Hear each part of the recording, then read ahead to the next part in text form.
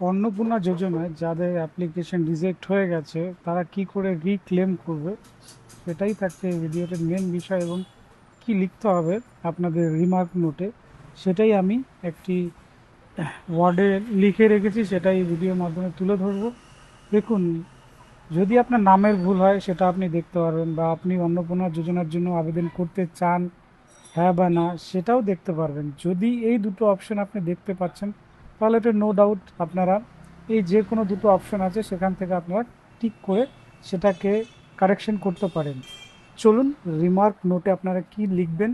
এক্ষেত্রে দু রকমের ভুল হতে পারে, বা যেটা আমরা অনলাইনে দেখতে পাচ্ছি যে যদি আপনার বানান ভুল হয় সেক্ষেত্রে আপনার তো দেখতেই পারবেন আপনার যে অনলাইন স্ট্যাটাস ফর্ম আছে সেখানে, বা আপনার যে অন্নপূর্ণা যোজনা আছে সেখানে আপনি অন্নপূর্ণা যোজনার জন্য আবেদন করতে চান কি না, সেখানে হ্যাঁ বা না এই অপশনটি ছিল, সেখানে যদি ইয়েস থাকে, যদি না থাকে সেখানে শো করবে। তাহলে সেক্ষেত্রে দুটো নোট আমি তৈরি করে রেখেছি যেটা আপনারা ভিডিও স্টপ করে দেখে নিতে পারেন। এক্ষেত্রে দেখুন, বানান ভুল হলে যে নোটটি লিখবেন সেটিও দেওয়া আছে, এবং যদি আপনার অন্নপূর্ণা যোজনার জন্য আপনি আবেদন করতে চান হ্যাঁ বা না সেই নোটটিও এখানে তুলে ধরলাম।